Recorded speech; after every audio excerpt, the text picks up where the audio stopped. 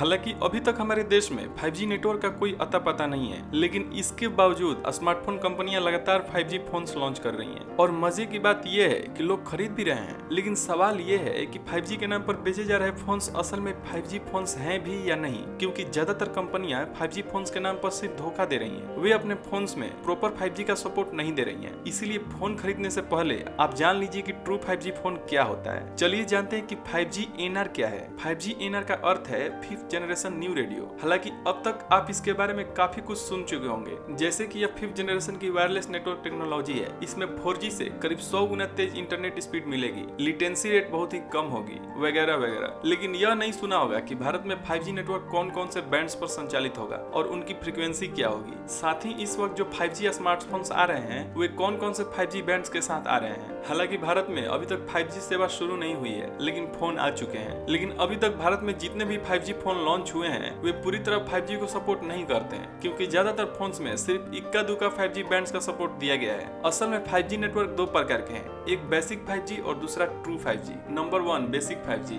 Basic 5G 4G से थोड़ा सा फास्ट है, लेकिन 5G से स्लो है, यानी कि यह 4G और 5G के बीच में आता है। इसीलिए इसे 4.5G यानी कि 4.5G कहा जाता है। यह 6 गीगाहर्ट्ज और इससे कम फ्रीक्वेंसी पर काम करता है, जो कि सब 6 गीगाहर्ट्ज के अंदर आता है। इसीलिए इसकी स्पीड कम है, लेकिन रेंज बहुत अच्छी है। यह काफी दूर दूर तक पहुंच जाता है। साथ ही इसके लिए अलग से टावर लगाने की जरूरत नहीं पड़ती, क्योंकि 4G टावर से काम चल जाता है। Number 2 true 5G। यह असली 5G है। इसकी स्पीड 4G से करीब 100 गुना तेज है, लेकिन रेंज बहुत कम है, क्योंकि इसमें mm वेव यानी कि मिलीमीटर वेव्स का प्रयोग होता है। इसीलिए रेंज काफी शॉर्ट होती है। यह 24 से 100 गीगाहर्ट्ज की फ्रीक्वेंसी पर काम करता है, लेकिन रेंज कम होने के कारण ज्यादा दूरी तक पहुंच नहीं पाता। इसीलिए अलग से टावर और इक्विपमेंट्स लगाने की जरूरत पड़ती है। और दूसरी समस्या यह है कि मिलीमीटर वेव्स दीवारों को पार नहीं कर पाती, इसलिए इसके सिग्नल को दूर तक ले जाने के लिए अतिरिक्त टावर्स की जरूरत पड़ती है। इतना ही नहीं, घर के एक कमरे से दूसरे कमरे में सिग्नल को पहुंचाने के लिए भी छोटे छोटे सेल टावर्स की जरूरत पड़ती है, जिसकी वजह से इसका खर्चा काफी बढ़ जाता है, यानी कि यह काफी एक्सपेंसिव टेक्नोलॉजी है। अब सवाल यह है कि बैंड क्या होता है।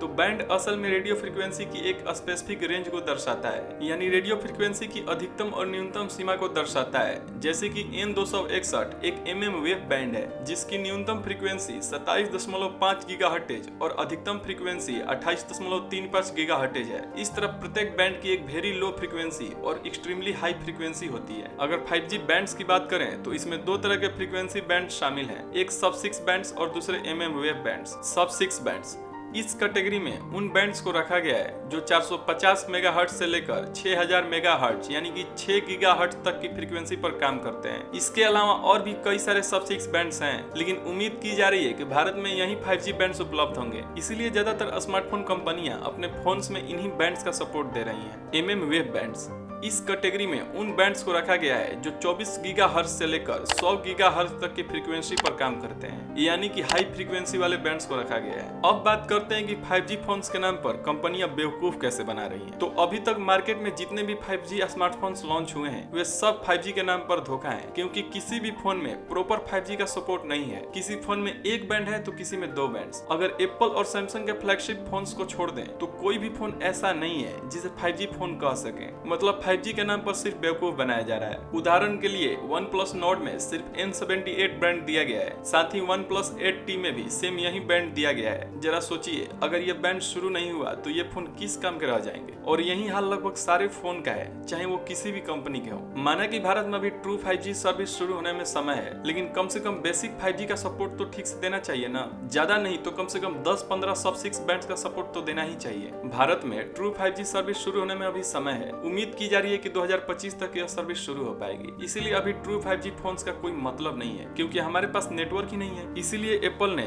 iPhone 12 Pro और iPhone 12 Pro Max के भारतीय मॉडल में MM वेव बैंड्स का सपोर्ट नहीं दिया, लेकिन सब 6 बैंड्स का कंप्लीट सपोर्ट दिया गया है। यानी कि दोनों फोन्स में 17 सब 6 बैंड्स का सपोर्ट दिया गया है, जबकि US मॉडल्स में MM वेव बैंड्स का सपोर्ट दिया गया है, क्योंकि वहां इसकी शुरुआत हो चुकी है, इसीलिए वहां इसकी जरूरत थी। इसके अलावा Samsung Galaxy Z Fold 2 में भी 10 सब 6 बैंड्स का सपोर्ट सपोर्ट दिया गया है, लेकिन mmWave बैंड्स का सपोर्ट नहीं दिया गया है। सच पूछो तो अभी तक भारत में एक भी ट्रू 5G फोन लॉन्च ही नहीं हुआ है। तो कुल मिलाकर बात यह है कि इस वक्त ज्यादातर कंपनियां 5G फोन्स के नाम पर बेवकूफ बना रही हैं और लोग बन भी रहे हैं, क्योंकि अभी तक कंपनियों को खुद ही पता नहीं है कि भारत में कौन कौन से 5G बैंड शुरू होंगे। ऐसे में मेरी सलाह यही रहेगी कि जब तक 5G सेवा शुरू नहीं हो जाती तब तक कोई भी 5G फोन मत खरीदिए, क्योंकि उसमें प्रॉपर 5G का सपोर्ट मिलेगा ही नहीं। बाकी आपकी मर्जी। इस वीडियो में इतना ही। उम्मीद करता हूँ ये वीडियो आपको अच्छी लगी होगी। अगर ये वीडियो आपको अच्छी लगी है तो वीडियो को लाइक करके चैनल को सब्सक्राइब कर देना और इस वीडियो को अपने फ्रेंड के साथ शेयर भी कर देना। मैं मिलता हूँ आपसे नेक्स्ट वीडियो में, तब तक के लिए थैंक यू।